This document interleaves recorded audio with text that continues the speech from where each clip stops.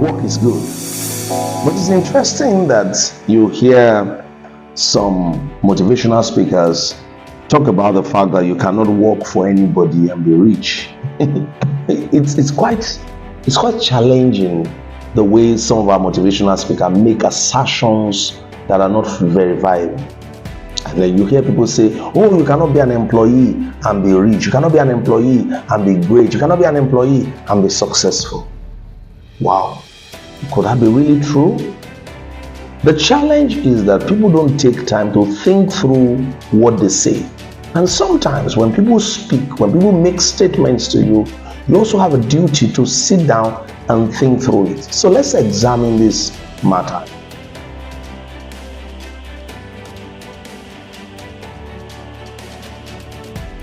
Is it really true that somebody cannot become successful, somebody cannot become wealthy by being an employee?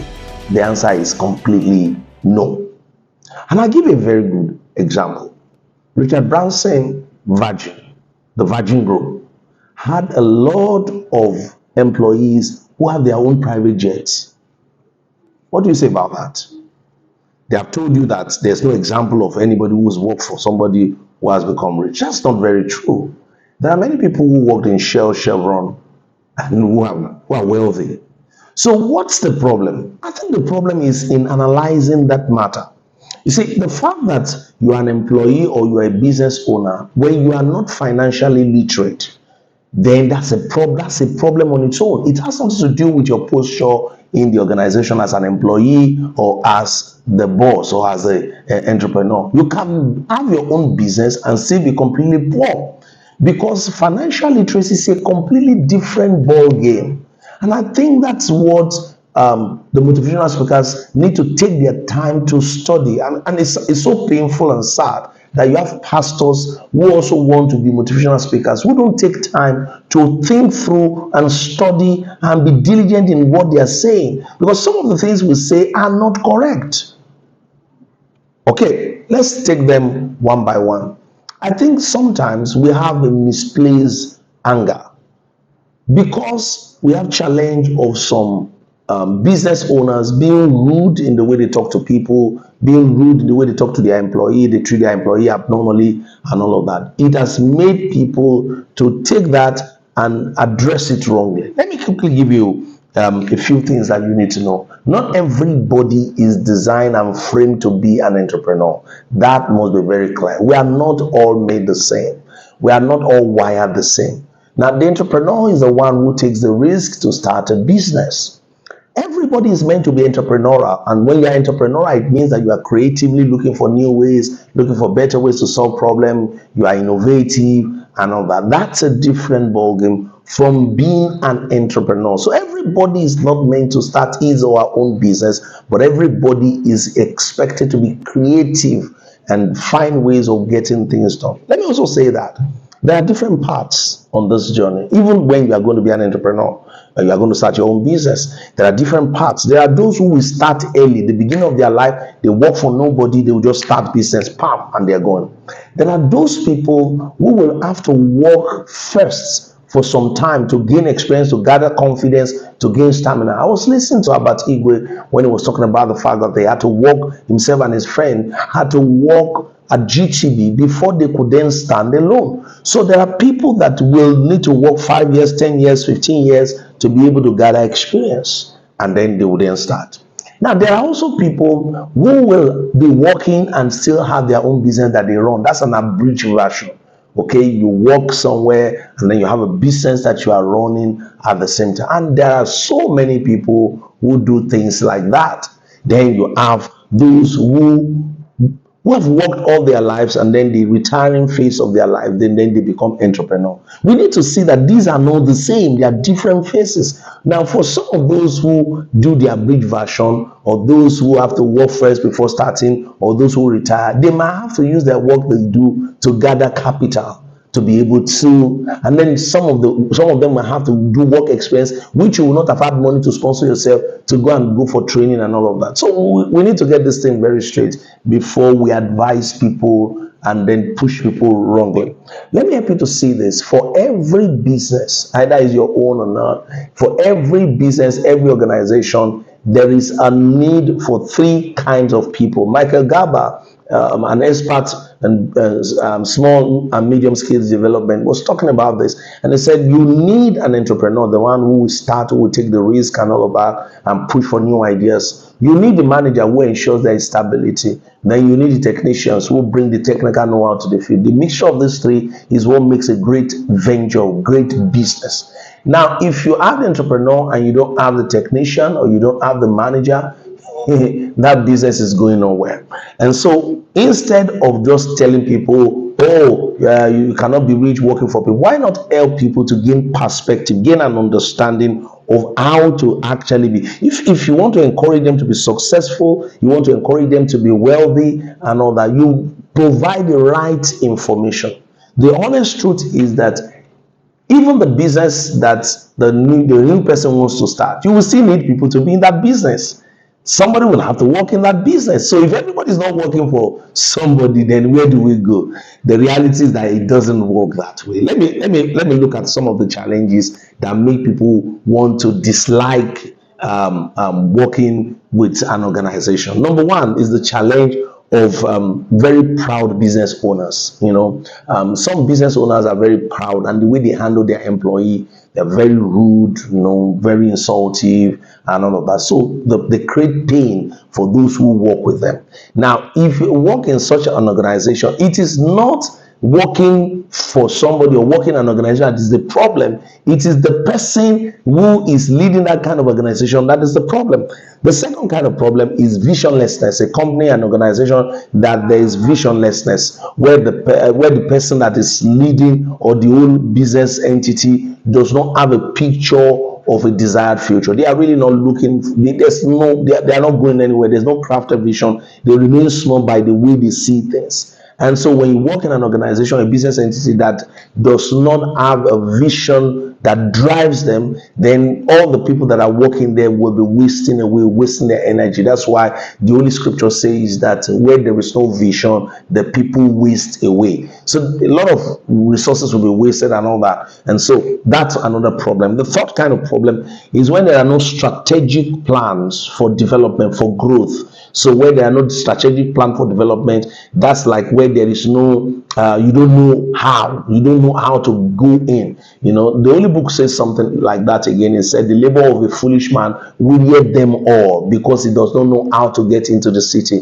So when you have a business entity that there's no strategic plan of how to make progress and grow, after a while, everybody in that organization becomes disillusioned and all of that. And then the fourth kind of problem is when the organization does not put into consideration the welfare of the staff.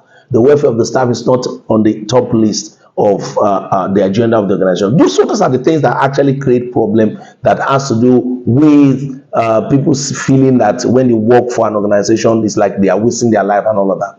But do you know that there are organizations where those problems have been taken care of?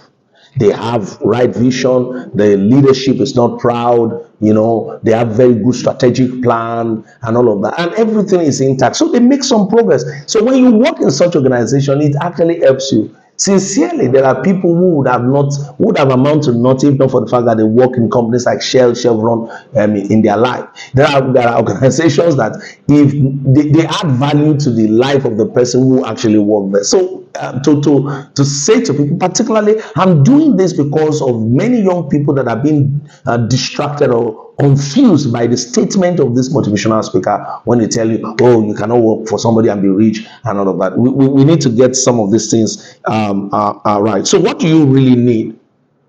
It's important. I like to get this very straight, that life is a seed. I want to give you one of the reasons why you should understand that working for somebody or working in an organization as an employee is not a cause. Why? Because life is a seed.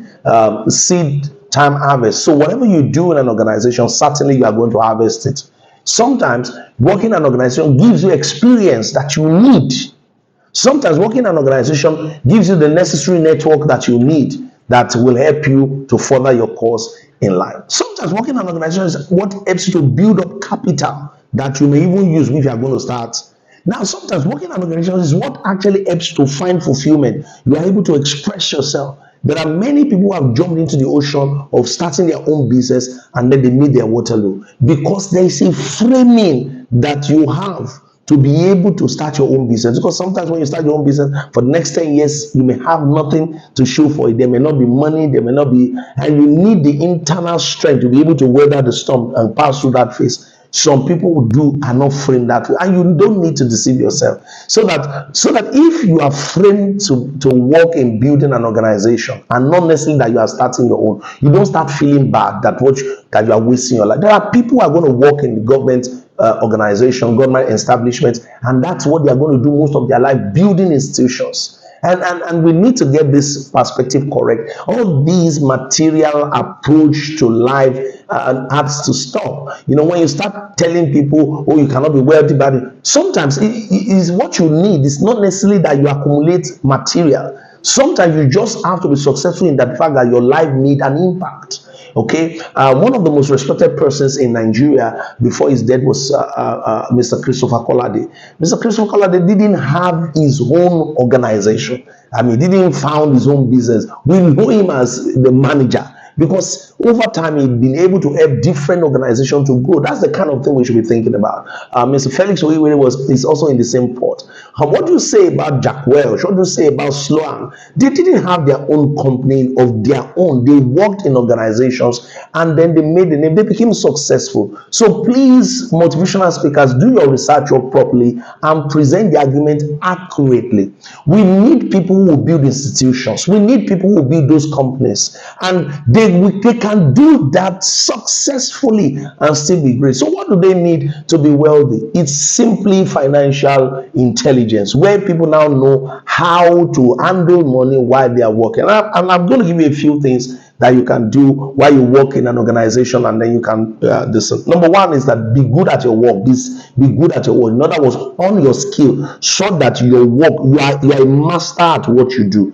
The reason why some employees are the backbone of life is that they are not in charge of their skills. So they're just there, but be in charge of your skills so that you are on top of your game. In your industry, whatever you are doing, whichever sector that they have put you there, you want to be the best, not only for that company, be the best in that industry. That way, your life will not be reduced or limited to one company. Your life is bigger. You are a major player in the industry. That's the first thing, because sometimes when you tell people, oh, you cannot be rich working for people, blah, blah, blah, we make it look as if when you are working in an establishment, all your life is within that establishment. That's not the ideal thing, okay? The ideal thing is that whenever you are employed, maybe as a data analyst, be one of the best data analysts in that your own sphere. Not only for your company, but in that your own sphere. So that makes you a bigger person beyond just one company. Number two, define what success is to you, because it's very important. People define success in different ways. Define what success is to you. Is it material thing that success means to you? What does success mean to you? For me, for example, thank God for money, thank God for cars, thank God for houses. I'm blessed with, in my own measure. But the reality is that for me, success is impact. The more impact I'm able to make with my life, the more sense of success I feel. So you've got to define your own sense of success, because ultimately the sense of fulfillment is superior to just success. And that sense of fulfillment is when you feel an internal satisfaction that your life is doing what it's meant to do. So define what success means to you in relation to your sense of fulfillment. Number three, develop a mind of ownership. Okay, when I'm saying a mind of ownership, even though you are not the owner of the company, let your mind be like, as you walk in your space, as if you are the owner of that organization. So you run from that mindset, because sometimes people work in organization and they're like, oh, I'm just here until I get my own place, and all of that. Develop an ownership mindset. Now, if you work in a company where you are not valued, you can leave that and go somewhere else where you are valued. Okay, you don't have to stay where you are not valued. But that does not mean that you go and jump into the ocean and start going to do your own business, because that can create problem for you. Now, that's not to say that if you are framed to be a business owner, you should not go and do your own business. But I'm trying to liberate people who are trapped by the words of motivational speakers that are launching them into terrain that is not framed for them. Check, please, within you. Are you framed to actually start your own business? Are you framed to run a business? Are you framed to take the those risks that entrepreneurs take? If you are not framed that way, don't feel bad. What you need to do is take ownership of your own skill. Take your skill set. Take ownership of your own skill set and develop and grow in such a way that you are relevant in your industry. If you are so relevant in your industry, if company A is misbehaving, company B is ready to take you up. Okay, so that's the kind of thing I'm talking about. Then it is, as you have done this as basic foundation, then you then navigate to the issue of building relationship. You see, the reason why some employees have problems is that they do not know that human beings are assets. You will meet people on your job, and the kind of people you meet on your job will determine to some extent your future and the kind of inflow that can come your way. I once worked with an organization before, okay, even though a church organization, and it's amazing that most of the relationships I built in that organization, working with them in less than 10 years, they are valuable for me in the future. Now I'm reaping, I'm still in sound connection with some of this relationship. Some of them we just connected in 2 years. Some of them is just 3 years that we connected. Some of them just 1 year. And because I know the value of relationship, I maintain it, I fueled it, and all of that, and they are paying dividend for me. Some of the money that you will need, some of the wealth that you are looking for, really, they come in form of opportunities. Okay, it's not all wealth that people have to work for because they have a company. Sometimes it's just that somebody brings you an investment opportunity, somebody gives you an information that can actually make you have access to certain things, and those things are hidden in men. And so you treat relationship well and build a lot of network. You know, Jesus commended that shrewd servant, that he was able to build relationship with his master's resources. So when you are working in an organization, build relationship. That's very key. And then that will lead me to say that you then need to, if the company, because the organization, you have to assess, analyze the organization you're working with. In the interim, can they pay you the income that comes from that organization? Can it pay you the kind of money that you need to actually do some other things in your life? Sometimes your company may not be able to pay you much now, but that company is suited for you. Okay, because again, you've got to check in your relationship with God and ask God, because not every time that you just jump and say, I don't like this company, I want to go here. You also have to ask God, where will he want you to be part-time? Because many times when motivational speakers speak like this, they throw away divine will in the process. There is a place for God directing your step in the process of this matter. So you've got to check, okay, what's God saying to me about this matter? Is God asking me to stay in this company or move? So if the final answer is that you have to be in that company and then the revenue is not much, then you might need to now look for alternate source streams of income. What are the other things that can bring you money? Okay, either you do a part-time thing, either you are doing an investment thing. You know, just look for other stream of income. By the time you sit down with yourself and look at the network of relationship that you have, you may actually be able to get other streams of income. And that will lead me to the next thing, which talks about investment.